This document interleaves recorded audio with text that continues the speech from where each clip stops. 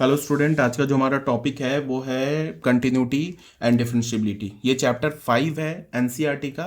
And ये differential calculus का first chapter है। ठीक है। कंटिन्यूटी एंड डिफरेंशियबिलिटी में क्या है कि जो हमारा डिफरेंशियबिलिटी है उसका हमें थोड़ा बहुत बेसिक आइडिया है 11th क्लास से। 11th क्लास में हमने एक चैप्टर पढ़ा था लिमिट्स एंड डेरिवेटिव। ठीक है, तो लिमिट्स एंड डेरिवेटिव में हमने डेरिवेटिव का आइडिया में, डेरिवेटिव हम जानते हैं क्या होता है, d y by d x क्या होता है। D y by d x किसी पॉइंट पर निकालते हैं तो उसका जो वैल्यू आता है वो किसके इक्वल होता है, वो किसके इक्वल होता है, slope of the tangent, tangent के स्लोप के इक्वल होता है। फिर हमने d y by d x में ये क्या किया था, कुछ फंक्शंस होते हैं जो इंपॉर्टेंट फंक्शंस, उनका डेरिवेटिव वगैरह निकाला था। ये तो 11th की बात हो गई। अब ये कंटिन्यूटी में क्या है कि कंटिन्यूटी 12th के पॉइंट ऑफ व्यू से बहुत ही ईजी टॉपिक है। और इसमें सिर्फ और सिर्फ कंटिन्यूटी की बात कर रहा हूँ, सिर्फ और सिर्फ लिमिट्स का एप्लीकेशन है। अगर तुम्हें लिमिट्स आता है ना, लिमिट्स जो चैप्टर 11th क्लास में लिमिट्स आता है तो फिर कंटिन्यूटी आता है, और अगर तुम्हें लिमिट्स नहीं आता है तो फिर कंटिन्यूटी भी नहीं आता है। ठीक है, बहुत ऐसे बच्चे मिलेंगे जो बोलते हैं कि मुझे कंटिन्यूटी तो आता है बट लिमिट्स नहीं आता है। तो वो बच्चों, उस बच्चे को नहीं लिमिट्स आता है नहीं कंटिन्यूटी आता है। बिकॉज कंटिन्यूटी में क्या है कि 1% कंटिन्यूटी का कंसेप्ट है, 99% लिमिट का कंसेप्ट है। कंटिन्यूटी, पूरे कंटिन्यूटी चैप्टर में हम क्या करते रहेंगे, सिर्फ लिमिट्स लिमिट्स लिमिट्स निकालते रहेंगे।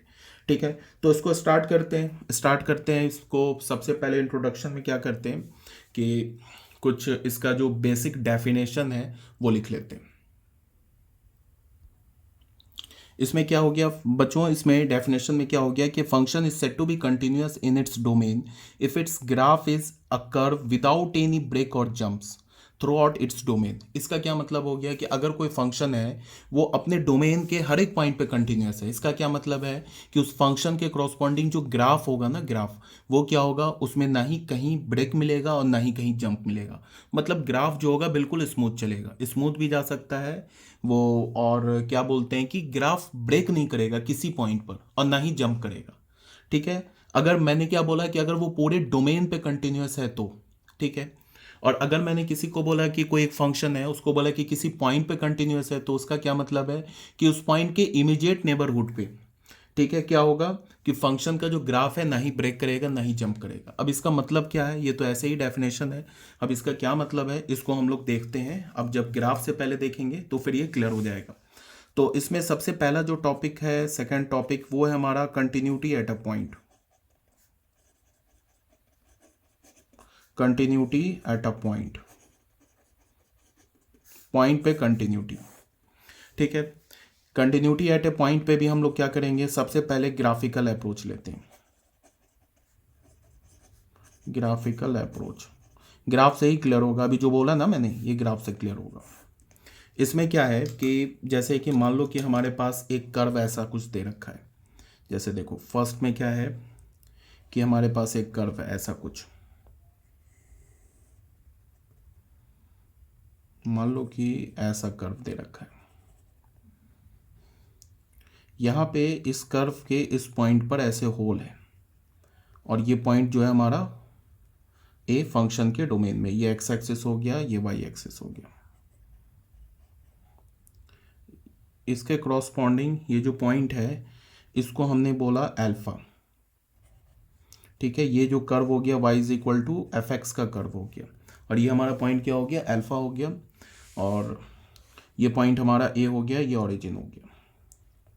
ठीक है, अब अगर मैंने तुमसे बोला कि ये जो कर्व है, इस कर्व के लिए अगर मैंने बोला कि एफ ऑफ ए क्या होगा, फंक्शन का वैल्यू ए पर, तो यहाँ पे तो क्लियर है ए के क्रॉसपॉन्डिंग ग्राफ पे क्या होल है, इसका मतलब क्या है कि फंक्शन ए पे डिफाइन नहीं है, तो एफ ऑफ ए क्या होगा, नॉट डिफाइन। ठीक है, अगर मैं अब तुमसे बोलूं कि लिमिट बताओ, limit of the function at x is equal to a minus f x, left hand limit क्या होगा, तो अगर तुम ए को अप्रोच करोगे from the left hand side तो कर्व, ये जो कर्व है ये किसकी ओर जाएगा, ऐसे कर्व पे ये पॉइंट चलेगा वाई, और कहाँ किसकी ओर जाएगा, अल्फा की ओर। तो लेफ्ट हैंड लिमिट क्या हो जाएगा, अल्फा। अगर मैंने बोला कि फंक्शन का राइट हैंड लिमिट क्या हो जाएगा, A plus F of X, right hand limit क्या हो जाएगा, तो ये भी अल्फा हो जाएगा। तो लेफ्ट हैंड लिमिट फंक्शन का और राइट हैंड लिमिट इक्वल है, इसका क्या मतलब है कि फंक्शन का ए पर लिमिटिंग वैल्यू एग्जिस्ट कर रहा है और वो किसके इक्वल है, ए के। तो इसका मतलब क्या हो गया, limit x is approaching to A, यहाँ हमारा क्या हो गया, F x is equals to alpha. तो यहाँ से हमें क्या कंक्लूजन मिला, हमें सबसे पहला कंक्लूजन मिला कि फंक्शन जो है ए पर डिसकंटिन्यूअस है। वो तो ऐसे ही दिख रहा है, बिकॉज ए के क्रॉसपॉन्डिंग कर्व पर क्या मिल गया, हमें होल मिल गया, तो फंक्शन ए पे डिसकंटिन्यूअस है। और अगर फंक्शन ए पे डिसकंटिन्यूअस है तो यहाँ पे हमें क्या क्या कंक्लूजन मिला कि फंक्शन ए पे डिफाइन नहीं था, पहला चीज़। दूसरा क्या है कि फंक्शन का जो लिमिटिंग वैल्यू है वो एग्जिस्ट कर रहा है, और वो किसके इक्वल है, अल्फा के। तो ये तो हमारा पहला सिनेरियो हो गया, ठीक है। तो इसको अगर मैं लिखना चाहूँ तो ये क्या होगा, कंक्लूजन क्या हो गया हमारे पास, पेज नंबर 2। इसको हम लोग क्या क्या बोल सकते हैं, यहाँ पे जो हमें कंक्लूजन मिला वो क्या मिला, पहला फर्स्ट कंक्लूजन क्या हो गया कि फंक्शन इज नॉट कंटिन्यूअस को शॉर्ट फॉर्म ऐसे लिखते हैं, at x is equal to a. Function तो ए पर कंटिन्यूअस है, वो तो ऑब्वियस ही बात है, पर फंक्शन कंटिन्यूअस नहीं है, क्योंकि क्या है, because there is a hole in the curve y is equal to f x. ठीक है, ये तो ग्राफ देख के ही बता दिया हमने कि फंक्शन जो है क्या हमारे पास ए पर डिसकंटिन्यूअस है। दूसरी बात हमें क्या पता चली कि limit x is approaching to A, जिस पॉइंट पर फंक्शन डिसकंटिन्यूअस है उस पॉइंट पर लिमिटिंग वैल्यू एग्जिस्ट कर रहा है, और वो किसके इक्वल है, अल्फा के इक्वल है। तो यहाँ से हमें दो बात पता चली। पहली बात क्या कि फंक्शन ए पर डिसकंटिन्यूअस है, वो तो ग्राफ से मैंने जो ग्राफ बनाया वो तो डिसकंटिन्यूअस फंक्शन ही का ग्राफ बनाया। उसके बाद दूसरी बात क्या है कि जो फंक्शन है उसका लिमिटिंग वैल्यू, जिस पॉइंट पर डिसकंटिन्यूअस है उस पॉइंट पर उसका लिमिटिंग वैल्यू एग्जिस्ट कर रहा है। तो ये तो हमारा फर्स्ट ग्राफ हो गया। सेकेंड ग्राफ देखो, सेकेंड ग्राफ में मान लो कि तुमने ऐसे कुछ बनाया, ऐसे कुछ बनाया, सपोज डेट ऐसे ले लो, ऐसे करो, ऐसे ले लो, यहाँ पे तुमने होल बना दिया, ठीक है। उस पॉइंट को हमने क्या बोल दिया, ए पॉइंट, और इसके क्रॉसपॉन्डिंग यहाँ पे ये पॉइंट ए के क्रॉसपॉन्डिंग जो वाई का वैल्यू है उसको हमने बोल दिया अल्फा, और इस पॉइंट के क्रॉसपॉन्डिंग जो वाई का वैल्यू उसको हमने बोल दिया क्या, बीटा। ठीक है, अब क्या है, ये y is equal to f x का कर्व है। अगर मैं तुम्हें बोलूं कि ग्राफ देख के बताओ कि फंक्शन ए पे कंटिन्यूअस है या डिसकंटिन्यूअस है, तो ग्राफ देख के ही पता चल रहा है कि फंक्शन ए पे डिसकंटिन्यूअस है। क्यों डिसकंटिन्यूअस है, बिकॉज ए के क्रॉसपॉन्डिंग कर्व पे हमें क्या मिल रहा है, होल मिल रहा है, तो फंक्शन क्या हो गया हमारा, डिसकंटिन्यूअस हो गया, पहली बात। दूसरी बात क्या कि अब इसको थोड़ा वही एनालिसिस करते हैं। अगर मैंने बोला कि फंक्शन का ए पर वैल्यू क्या होगा, तो ए पर वैल्यू फंक्शन का बीटा होगा। देख लो ए के क्रॉसपॉन्डिंग वैल्यू क्या है, बीटा है। एक्स का वैल्यू ए लिया तो वाई का वैल्यू क्या मिला, बीटा, पहली बात। उसके बाद अगर मैंने बोला कि लिमिट निकालना है x is approaching to a minus f x, function का लेफ्ट हैंड लिमिट क्या होगा ए पर, वो होगा अल्फा। अगर मैंने बोला कि लिमिट वैल्यू निकालो फंक्शन का राइट हैंड लिमिट क्या होगा, वो होगा beta, sorry this is also alpha not beta. अगर तुम ए को राइट से अप्रोच करोगे तो भी ये देख लो कर्व कहाँ जा रहा है, अल्फा की ओर। ठीक है, अगर तुम ए को लेफ्ट से अप्रोच करोगे तो ये कर्व वाई की वैल्यू कहाँ जा रहा है, अल्फा की ओर। तो ए पर हमारा लेफ्ट हैंड लिमिट भी क्या हो गया, अल्फा, और ए पे हमारा राइट हैंड लिमिट भी अल्फा हो गया। और इसका मतलब क्या हो गया, लेफ्ट हैंड लिमिट और राइट हैंड लिमिट दोनों इक्वल हो गया। इसका मतलब फंक्शन का लिमिटिंग वैल्यू एग्जिस्ट हो गया, वो किसके इक्वल है, अल्फा के इक्वल है। यहाँ तक ये बात पता चल गई। और यहाँ से हमें ये भी बात क्या पता चली कि फंक्शन जो है ना ए पर, इसका फंक्शन का ए पर जो लिमिटिंग वैल्यू है वो फंक्शनल वैल्यू के इक्वल नहीं है। ठीक है, ए पर लिमिटिंग वैल्यू क्या मिला, अल्फा, और ए पर फंक्शनल वैल्यू क्या मिला, बीटा। तो देखो यहाँ पे क्या हो रहा है कि फंक्शन ए पर डिसकंटिन्यूअस है, पहली बात। दूसरी बात क्या है कि फंक्शन का लिमिटिंग वैल्यू भी एग्जिस्ट कर रहा है, और फंक्शन का फंक्शनल वैल्यू भी ए पर एग्जिस्ट कर रहा है। देख लो ए पर बीटा है और ए पर लिमिटिंग वैल्यू अल्फा है, बट लिमिटिंग वैल्यू और फंक्शनल वैल्यू आपस में इक्वल नहीं है। तो वही कंक्लूजन क्या है, function is discontinuous at x is equals to A. ये तो हमने डिसकंटिन्यूअस बनाया ही है ग्राफ को। दूसरा हमारे पास क्या है कि limiting at x is equal to A F x, function का limiting value is not equals to functional value. ठीक है, जबकि लिमिटिंग वैल्यू भी एग्जिस्ट कर रहा है और फंक्शनल वैल्यू भी एग्जिस्ट कर रहा है, बट लिमिटिंग वैल्यू और फंक्शनल वैल्यू आपस में इक्वल नहीं है। ठीक है, तो ये हमारा हो गया सेकंड कर्व। अब आ जाते हैं बच्चों थर्ड कर्व पे। ठीक है,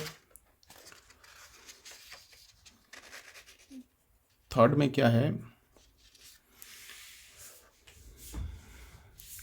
या अगर तुम इसको ऐसे, ठीक है, थर्ड में आ जाओ। फिर एक तीसरा कर्व लेते हैं हम लोग। तीसरा कर्व कुछ ऐसा देखो, यहाँ पे मान लो कि कर्व कुछ ऐसा बना लिया। यहाँ पे इसको हमने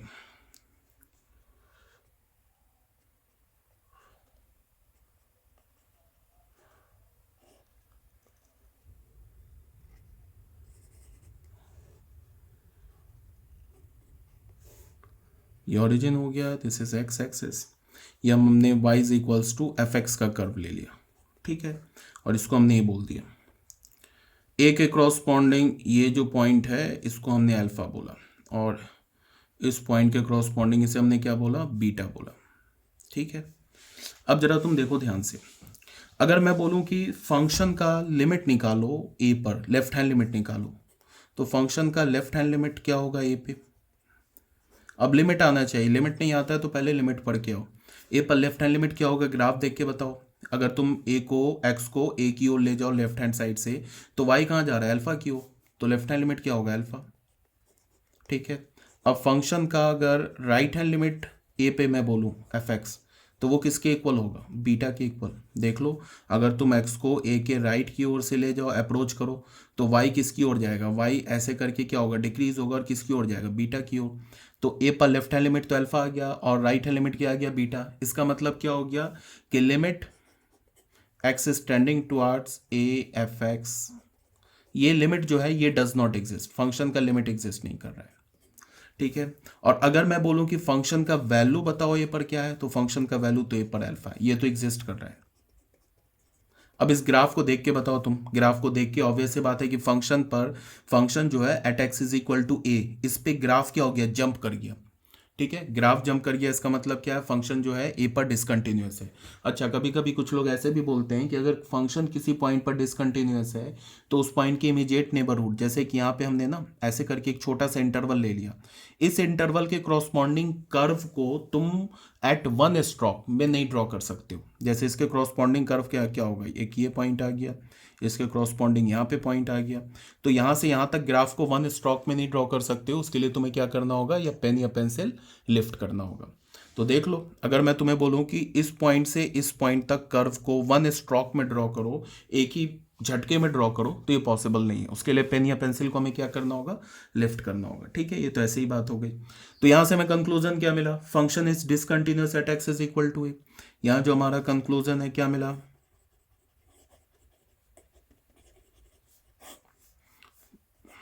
ये तो ऑब्वियस सी बात है, हमने बनाया function is discontinuous at x is equal to A. X is equal to A पे फंक्शन क्या हमारा डिसकंटिन्यूअस है, फर्स्ट बात। दूसरा क्या कंक्लूजन मिल रहा है कि limit x tending towards A F x, ये जो है हमारा, ये डज नॉट एग्जिस्ट है, एंड एफ ऑफ ए क्या है हमारे पास, अल्फा, ठीक है। ये तो हमारा तीसरा सिनेरियो हो गया। चौथा सिनेरियो देखो क्या है, मान लो कि ना कि कुछ ऐसा कर्व है तुम्हारे पास,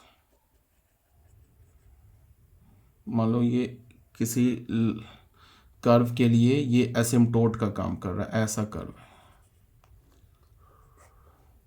ठीक है। और मान लो ये कर्व है, इसको हमने ज़ीरो बोल दिया, इस पॉइंट को हमने ये बोल दिया, ये हो गया हमारा वाई एक्सिस। अब अगर मैंने तुम्हें बोला कि लिमिट बताओ क्या है, ऑब्वियस ही बात है, फंक्शन ए पे सबसे पहली बात क्या है, फंक्शन ए पर डिसकंटिन्यूअस है, ये तो देख के ही पता चल रहा है, ठीक है। देख लो, ए के क्रॉसपॉन्डिंग जो फंक्शन का ग्राफ क्या हो गया, जंप कर गया, टूट गया, ब्रेक हो गया, तो ए पे क्या फंक्शन डिसकंटिन्यूअस है। अब अगर मैं लिमिट निकालूं फंक्शन का ए माइनस पर, तो ये क्या होगा, प्लस इन्फिनिटी। एंड अगर मैं इस पॉइंट के क्रॉसपॉन्डिंग जो वाई कोऑर्डिनेट है उसको मान लो कि हमने अल्फा बोल दिया, और अगर मैं लिमिट निकालूं फंक्शन का ए प्लस पर, देख लो, अगर ए प्लस पे एक्स को तुम ए के राइट हैंड साइड से ले जाओगे तो ये कर्व क्या होता जाएगा, ऐसे करके वाई किसकी ओर आता जाएगा, अल्फा की ओर, तो ये क्या हो गया, अल्फा। तो लेफ्ट हैंड लिमिट तो फंक्शन का एग्जिस्ट ही नहीं कर रहा है ए पर, और राइट हैंड लिमिट क्या अल्फा। इसका क्या मतलब हुआ, इसका ये मतलब हुआ कि फंक्शन का लिमिटिंग वैल्यू ए पर एग्जिस्ट नहीं कर रहा है। एफ एक्स जो है ये क्या हमारा डज नॉट एग्जिस्ट। अगर मैं बोलूं कि फंक्शनल वैल्यू एग्जिस्ट कर रहा है क्या, तो बिल्कुल कर रहा है। फंक्शन का ए पर वैल्यू क्या अल्फा है। तो यहां से हमें क्या कंक्लूजन मिला, यहां जो हमारा कंक्लूजन है क्या हो गया, एक तो हुआ कि discontinuous at x is equal to A, discontinuous है function at x is equal to A. दूसरा हमारा क्या मिल रहा है कि लिमिट जो है वो एग्जिस्ट नहीं कर रहा है, ये तो डी एन ही है, डज नॉट एग्जिस्ट। और फंक्शनल जो वैल्यू है एफ एक्स का, इस कर्व का इस फंक्शनल जो वैल्यू एफ ऑफ ए जो है ये किसके इक्वल है, अल्फा के इक्वल है। ठीक है, एक फिफ्थ एग्जांपल देख लो, फिफ्थ ग्राफ देख लो। ये तो थर्ड फोर्थ ग्राफ हो गया। अब ये देख लो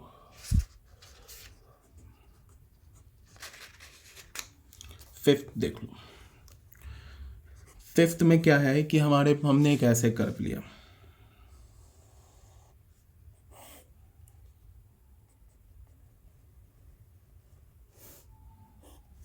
मान लो ये कोई लाइन एस, कर्व यहां से ऐसे चला और ये कर्व ऐसे हो गया, दिस पॉइंट ए।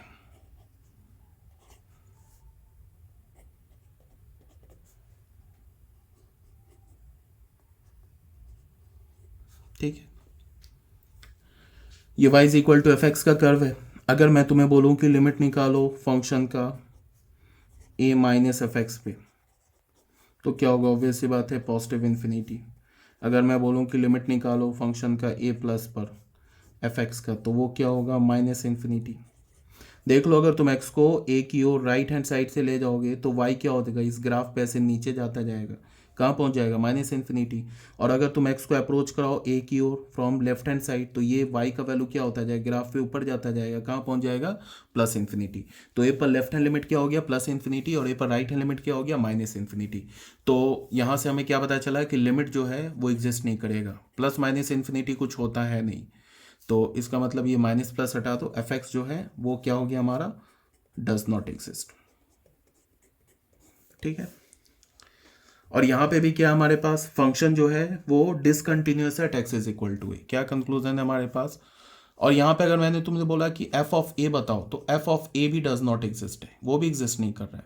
बिकॉज ए के क्रॉसपॉन्डिंग अगर तुम कोई वर्टिकल लाइन ड्रॉ करोगे तो वो ग्राफ को कहीं कट नहीं कर रहा है, इसका मतलब कि फंक्शनल का वैल्यू भी एग्जिस्ट नहीं कर रहा है। तो क्या कंक्लूजन मिला हमें,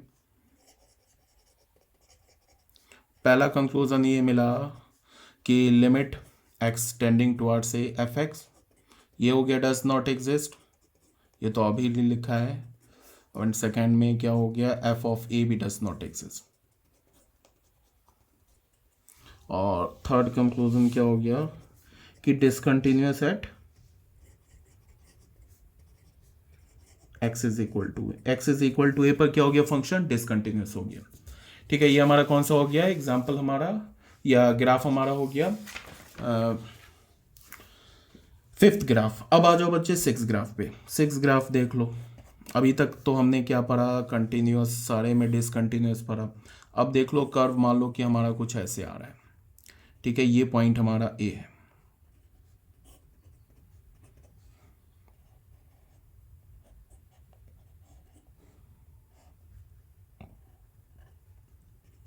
y is equal to f x curve है, इसके क्रॉसपॉन्डिंग है, तो ये हमें अल्फा मिल गया। ठीक है, तो अब तुम इसको ऐसे देखो। सबसे पहली बात, अगर मैंने बोला कि लिमिट बताओ x is tending towards A minus f x, वो क्या है हमारा अल्फा, लेफ्ट हैंड लिमिट भी अल्फा है। देख लो एक्स को ए की ओर अप्रोच कराओ from the left hand side, function का वैल्यू कहाँ जा रहा है, अल्फा की ओर। अगर मैंने तुम्हें बोला कि लिमिट बताओ x is tending towards A plus f x बताओ, तो वो भी अल्फा है। इसका मतलब फंक्शन का लिमिटिंग वैल्यू क्या है, ए पर अल्फा है। ठीक है, अगर मैं तुमसे बोलूं कि फंक्शनल वैल्यू बताओ ए पर क्या है, तो एफ ऑफ ए भी अल्फा है। और फंक्शन क्या है हमारा, फंक्शन हम देख लो ए पर कंटिन्यूअस है, ये पॉइंट एग्जिस्ट कर रहा है ना। अब ए के क्रॉसपॉन्डिंग तुम इमीडिएट नेबरहुड पे आ जाओ, ग्राफ को वन स्ट्रोक में ड्रॉ कर सकते हो, तो ए पर फंक्शन क्या कंटिन्यूअस है। तो यहाँ से हमें क्या पता चल रहा है कि फंक्शन जो है वो भी कंटिन्यूअस है, x is equal to A.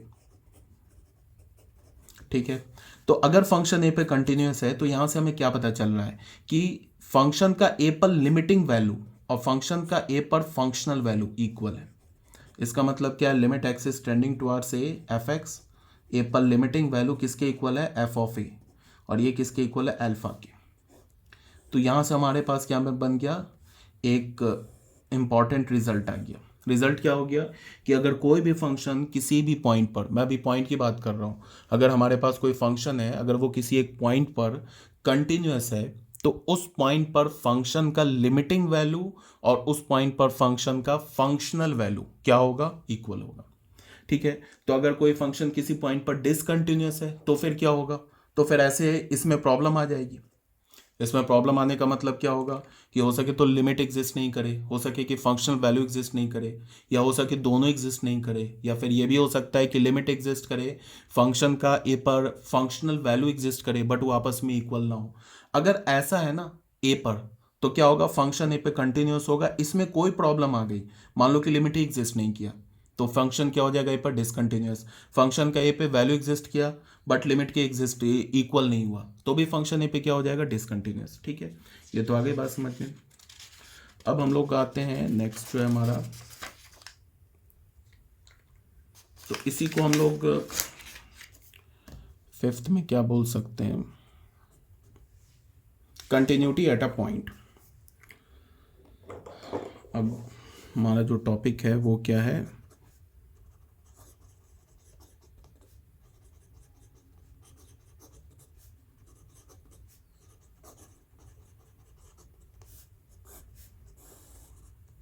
Point पे continuity.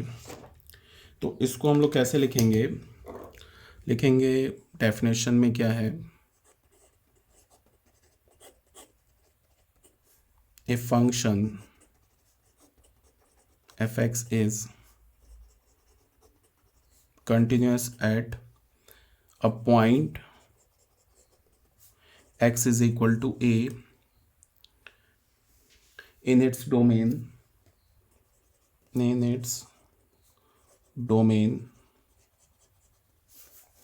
if limit x is tending towards a, fx is equals to f of a। अगर कोई फंक्शन है अपने डोमेन के किसी एक पॉइंट पे कंटिन्यूअस है, इसका क्या मतलब है कि उस पॉइंट पर फंक्शन का लिमिटिंग वैल्यू और उस पॉइंट पर फंक्शन का फंक्शनल वैल्यू इक्वल होगा। तो इसको हम क्या बोल सकते हैं, 10 अगर मैंने बोला F x is continuous at x is equal to A, अगर फंक्शन ए पे कंटिन्यूअस है तो ये क्या इंप्लाई करेगा कि limit x is tending towards A F x, ये किसके इक्वल होगा, एफ ऑफ ए के इक्वल होगा। ठीक है, और ये क्या इंप्लाई करेगा, if and only if limit, अगर लिमिट फंक्शन का एफ ऑफ ए के इक्वल होगा तो लिमिट एफ एक्स का एग्जिस्ट कर रहा है, इसका मतलब कि लेफ्ट हैंड लिमिट फंक्शन का राइट हैंड लिमिट फंक्शन का ए प्लस पर एफ एक्स का ये किसके इक्वल होगा, एफ ऑफ ए के। ठीक है, if function is discontinuous at x is equal to A, अगर X is equal to A पर अगर कोई फंक्शन डिसकंटिन्यूअस है तो क्या होगा, तो यहाँ पे क्या होगा कि इसमें तुम ऐसे समझ जाओ कि अगर फंक्शन डिसकंटिन्यूअस है ए पर तो इसमें कोई ना कोई प्रॉब्लम आ जाएगी। इसका मतलब क्या है, देन इसको हम ऐसे भी बोल सकते हैं, limit x is tending towards A F x is not equals to F of A. ठीक है, ये कब के लिए है, ये तब के लिए है जब हमारे पास फंक्शन का लिमिटिंग वैल्यू भी एग्जिस्ट कर रहा है और फंक्शन का फंक्शनल वैल्यू भी एग्जिस्ट कर रहा है और फिर भी फंक्शन क्या डिसकंटिन्यूअस है ए पर। तो हम क्या बोलेंगे, अगर मैं तुम्हें ऐसे बोलूं कि कोई फंक्शन है जिसका लिमिटिंग वैल्यू भी एग्जिस्ट कर रहा है, फंक्शनल वैल्यू भी एग्जिस्ट कर रहा है, बट वो फंक्शन क्या हमारा ए पर डिसकंटिन्यूअस है, तो इसका क्या मतलब है कि उसका जो लिमिटिंग वैल्यू है और जो उस पॉइंट पर फंक्शनल वैल्यू है वो आपस में इक्वल नहीं होगा। ठीक है, यहाँ तक तो कुछ भी है नहीं, ये तो बिल्कुल सिंपल सिंपल बात है। अब आ जाओ types of discontinuity, types of discontinuity.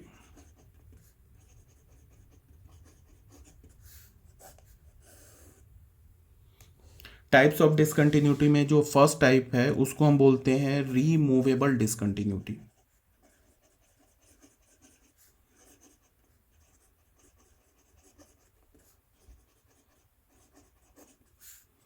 ऐसा डिसकंटिन्यूटी जिसको हम रिमूव कर सकते हैं।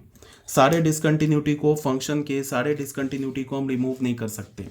इसमें क्या है, जैसे तुम ऐसे देखो, if limit x is tending towards a minus f x is equals to limit at x is tending towards a plus f x, ये तो आपस में इक्वल हो, but it is not equals to f of a, that is limit x is tending towards a fx is not equals to f of a। ठीक है, तो अगर हमारे पास जैसे fx का लिमिटिंग वैल्यू a पर एग्जिस्ट कर रहा है और fx का a पर फंक्शनल वैल्यू भी एग्जिस्ट कर रहा है, बट वो अगर आपस में इक्वल नहीं है, तो हम क्या बोलेंगे, इस टाइप के डिसकंटिन्यूटी को क्या बोलेंगे, रीमूवेबल डिसकंटिन्यूटी। इसका मतलब क्या है वो तुम ऐसे देखो। अच्छा, ये बात समझते हो कि अगर मान लो कि मैंने ऐसे बोला ना कि फंक्शन का, एफ एक्स फंक्शन का ए पर लिमिटिंग वैल्यू एग्जिस्ट नहीं कर रहा है, तो एग्जिस्ट नहीं कर रहा है इसका मतलब या तो प्लस इन्फिनिटी होगा या माइनस इन्फिनिटी होगा। तो हम प्लस माइनस इन्फिनिटी को आपस में कंपेयर नहीं कर सकते। अगर मैंने ऐसे बोला ना कि limit of F X at x is equal to A is not equals to F of A, इसका मतलब कि हमने दो नंबर को कंपेयर किया है। यहाँ पे से हमें एक नंबर मिला है, यहाँ भी हमें एक नंबर मिला है, दो नंबर को कंपेयर किया है। तो इसका क्या मतलब है कि फंक्शन का ए पर लिमिटिंग वैल्यू एग्जिस्ट कर रहा है बिना बोले, और फंक्शन का ए पर फंक्शनल वैल्यू भी एग्जिस्ट कर रहा है। ठीक है, अब इसको तुम ग्राफ में ऐसे समझ जाओ कि हमारे पास मान लो ना कि ऐसे करके ग्राफ है, जैसे ऐसे करके देख लो ग्राफ, ये हमारे पास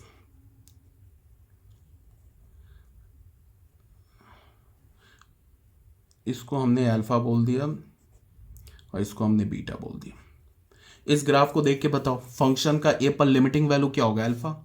यहाँ पे ए पर फंक्शन का लिमिटिंग वैल्यू क्या होगा, अल्फा, और फंक्शन का ए पर वैल्यू क्या होगा, beta.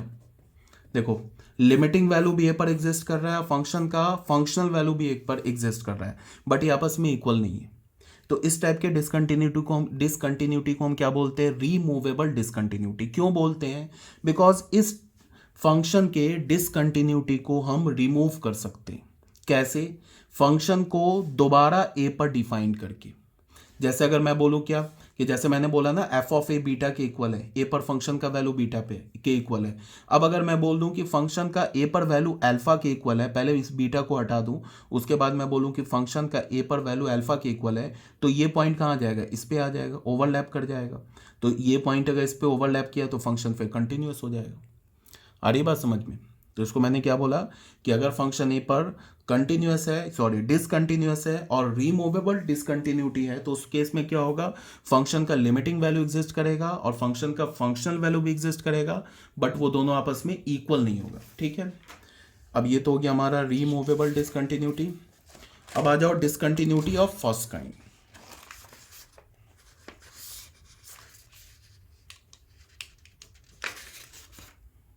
Discontinuity of first kind, B में आ जाओ।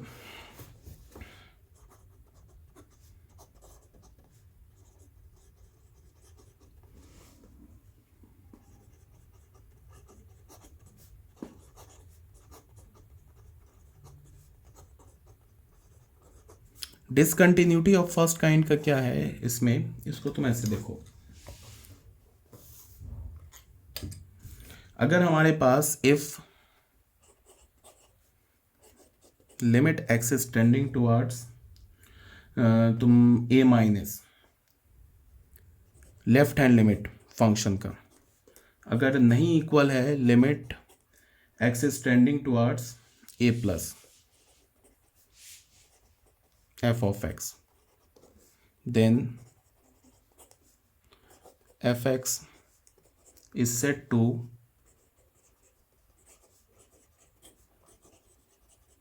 have